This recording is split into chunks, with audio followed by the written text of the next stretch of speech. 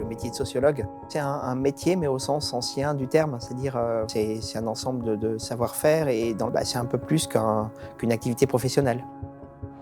Je définirais mes recherches comme une sociologie des différentes formes de domination et des effets qu'elles provoquent en termes d'inégalité, qu'il s'agisse d'éducation, d'accès aux espaces urbains ou d'environnement et d'accès aux aménités environnementales.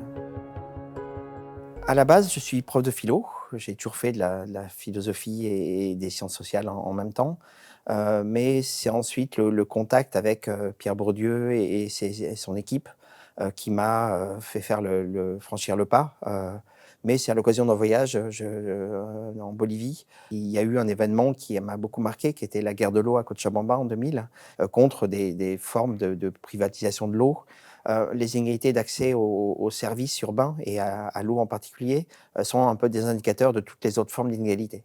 C'est-à-dire que vous vous installez dans des quartiers qui ne sont pas consolidés, pas reconnus, et le temps de faire reconnaître ces quartiers, l'eau est un des derniers services obtenus, puisque c'est un des plus coûteux paradoxalement installés avec tout l'ensemble de tuyauteries, ce qui fait que ça nécessite des investissements très très forts que parfois les entreprises, même publiques, ont du mal à assumer s'il n'y a pas d'autres types de financement à grande échelle et de financement public là aussi.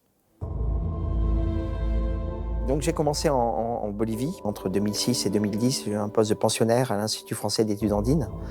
Ensuite, une affectation du CNRS à l'étranger pour diriger l'unité à Globes, à l'Université d'Arizona, à Tucson. Alors après l'insertion dans un labo comme le CREDA, c'est un peu différent. C'est un labo qui est habitué à organiser des missions. C'est aussi un cadre de travail collectif, le travail de recherche, qui soit fait par des chercheurs ou des enseignants-chercheurs, me paraît de plus en plus nécessaire pour éclairer, surtout en matière d'environnement, pour éclairer un peu les problèmes que l'on traverse et les défis que l'on doit surmonter. Mais l'un des défis principaux pour les sciences sociales en matière d'écologie, c'est de montrer justement qu'il ne s'agit pas seulement de questions techniques, mais de montrer que c'est un des domaines de la réalité sociale où s'inscrivent de plus en plus fortement des rapports de domination. On arrive à comprendre la façon dont des institutions, des administrations, des entreprises vont structurer l'univers vécu des gens et finalement reproduire des inégalités sociales beaucoup plus larges. L'écologie, c'est à la fois un lieu d'expression des rapports de domination parfois les plus brutaux, mais c'est aussi un domaine où émergent des résistances, des conflits et où les sciences sociales peuvent s'avérer les plus utiles en essayant de repenser des articulations inédites entre la prise de conscience d'un certain nombre d'inégalités, de rapports sociaux de domination et la mise en œuvre d'outils pour les combattre collectivement. La plupart des formes de domination reposent sur de la méconnaissance.